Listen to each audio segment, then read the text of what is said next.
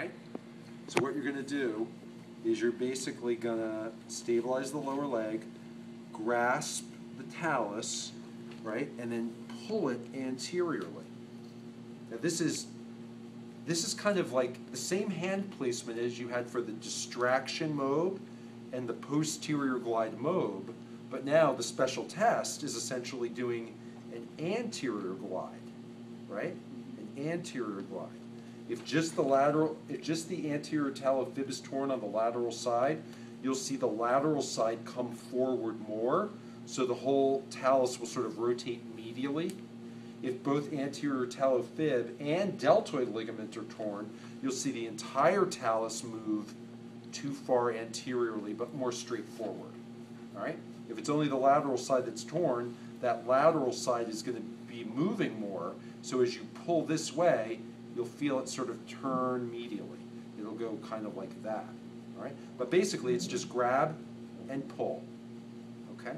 The alternative to that, which is perfectly acceptable, is rather than grabbing the talus and pulling it anteriorly, you can go indirectly through the calcaneus, push up on the calcaneus, you know, and it's 6 of one, half a dozen of another, right? You either pull up or you reach behind and push.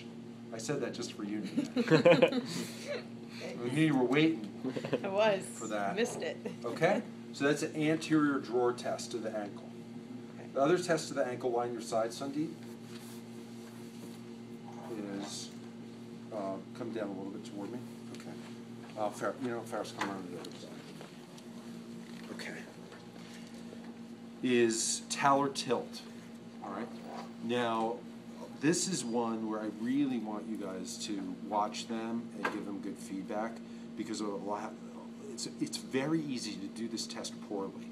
It's very easy to grab the calcaneus and end up doing just movement of the whole foot like this, right?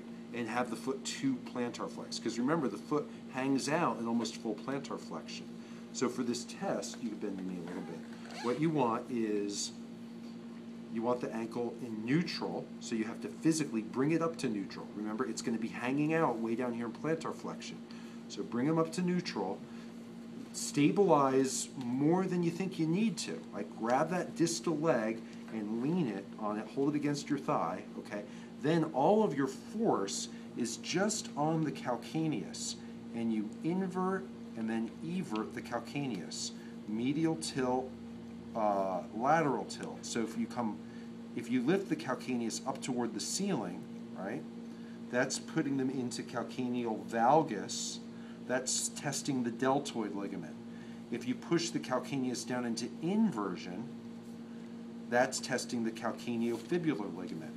But it's a subtalar motion.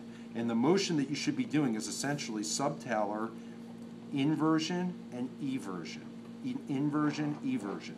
You can just do them one at a time, like test eversion, and then you could test inversion. You know, what a lot of clinicians do is just kind of go back and forth and see what's the tilt in that subtalar joint.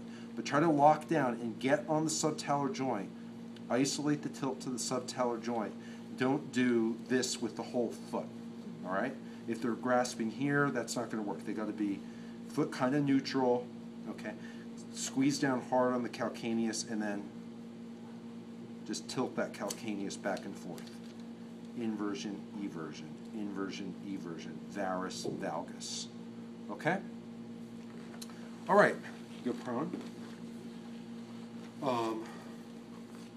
Thompson test to see if the Achilles is ruptured, right?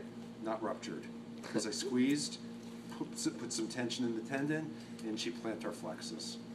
Right, so that one's easy enough.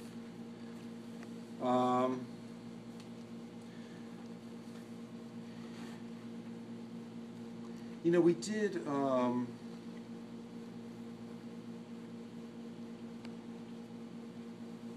do biomechanical tests for foot alignment. Let me